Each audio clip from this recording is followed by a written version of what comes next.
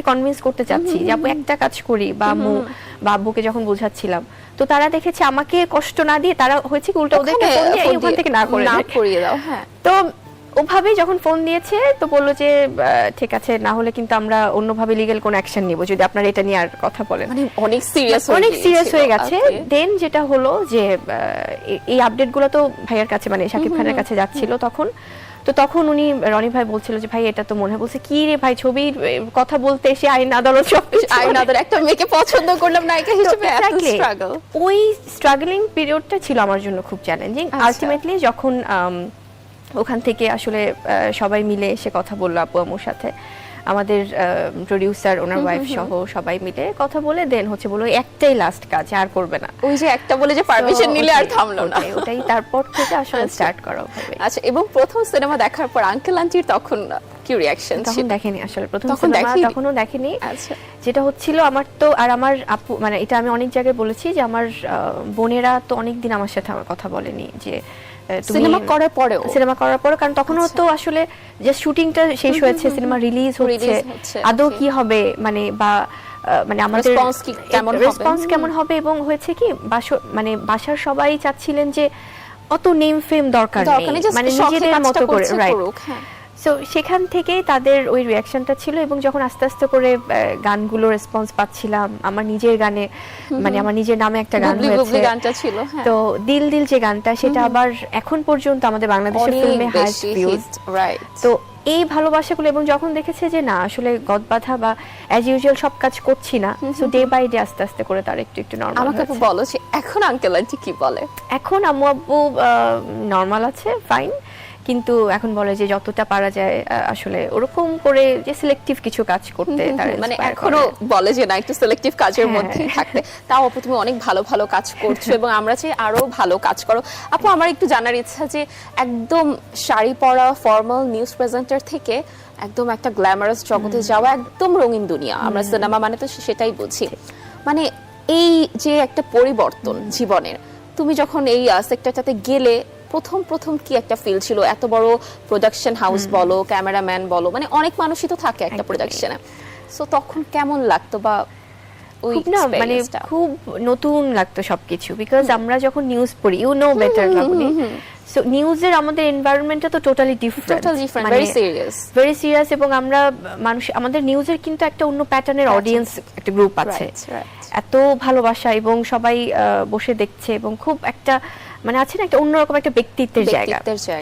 তো সেখান থেকে আমি যখন এত ছোট একটা মানুষ, এত সিনিয়র প্রেজেন্টারদের সাথে আমি যখন নিউজ পড়তাম, কারণ আমাদের শাড়ি পরলে আমরা যখন বসতাম তখন তো এমনিতে অনেক ম্যাচিউর লাগে, এইজেড মনে হয়, বড় মনে হচ্ছে, এক্স্যাক্টলি, তো সেই ম্যাচিউরিটিটা ওখানে তো আসলে দরকার হয়, যার জন্য আমাদের এইজ কেমন তো আসলে, বাট আমাদেরকে ওভাবে মানে প্রেজেন্টেবল হতে হতো, রাইট। তো ওখানে যে এত সুন্দর, এত চ্যালেঞ্জিং একটা জব, এবং তারপরে এটা আরেকটা চ্যালেঞ্জের জায়গা, বিকজ সিনেমা হচ্ছে যে বিনোদনের তো মানে সবচেয়ে বড় একটা মাধ্যম, চলচ্চিত্র, তো এত মানুষ আমাকে দেখবে, এবং তারা আমাকে, অনেকে আছে যারা আমাকে ব্যক্তি মানুষ হিসেবে জানে না, বাট তারাও কিন্তু আমাকে জাজ করবে, ডেফিনেটলি। সো অনেক বেশি চ্যালেঞ্জিং ছিল, এবং সবার সাথে মানিয়ে নিতে যারা আসলে পুরো টিম যারা ছিলেন, আমার কাছে একটা ফোকাসে আমি সবসময় থাকতাম যে আমার কাজটা আমাকে সিরিয়াসলি করতে হবে, এবং ডাজন্ট ম্যাটার যে কি হচ্ছে, আমি যদি অনেস্ট থাকি আমার কাজে, আমি যদি আমার সেই ব্যক্তিত্ব নিয়ে কাজ করি, সো ডেফিনেটলি আমি হয়তো বা সেটার ফিডব্যাকটা পাবো। এবং হ্যাঁ, এবং যেটা আমি তোমার কথা শুনে আমি একটু তাল মেলাতে চাই কথায়, যে এটা আমিও তোমার ক্ষেত্রে দেখি যে ইউ আর ভেরি কাম, তুমি রিঅ্যাকশন হয়তো খুব কম দাও, কারণ আমি যেটা মিডিয়াতে যারা কাজ করে, আমাদের যে রিউমার বলো বা জাজমেন্টাল যে ইস্যুগুলো, এগুলো আমাদেরকে ফেস করতেই হয়, এবং যখন বড় পর্দা বিনোদনের সবচেয়ে বড় মাধ্যম, নায়ক নায়িকা কিন্তু একটা থাকে না যে আকর্ষণের কেন্দ্রবিন্দু, এবং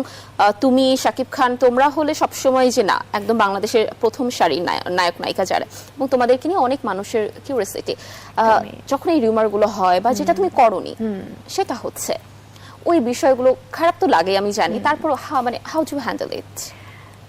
মানে প্রথমে যেটা হতো যে তখন তো ইউজড টু ছিলাম না, যে আচ্ছা এমন কেন হচ্ছে না, আমাকে তো এটা প্রোটেস্ট করতে হবে, আমাকে এটা বলতে হবে, এবং কারণ কি লাবণী, ব্যক্তি মানুষ হিসেবে তুমি কি ফেস করছো, তোমার সামনে কি হচ্ছে, কোন সিচুয়েশনটা তোমাকে কোথায় দাঁড় করিয়ে দিয়েছে, এটা তুমি ছাড়া আর কেউ বুঝবে না।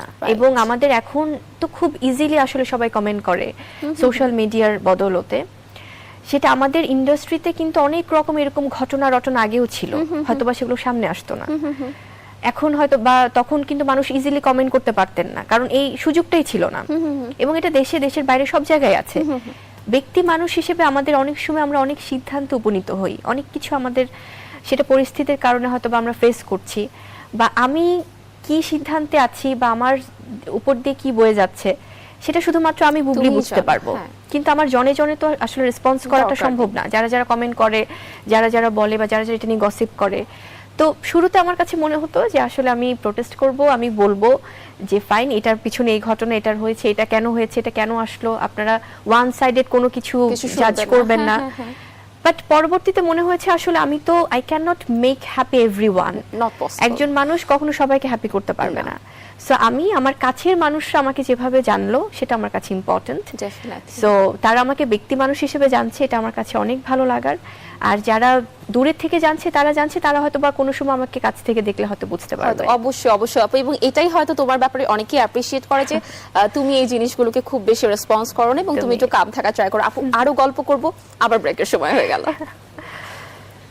দর্শক, কথা বলতে বলতে আবার একটি বিরতির সময় হয়ে গেল। নিউজ 24 এর সাথেই থাকুন, স্বল্পদৈর্ঘ্য গল্পের সাথেই থাকুন। দর্শক, বিরতির পর আবারও স্বাগত ঈদ স্পেশাল স্বল্পদৈর্ঘ্য গল্পে, এবং আমার সাথে আছে ভেরি বিউটিফুল শবনম বুবলি।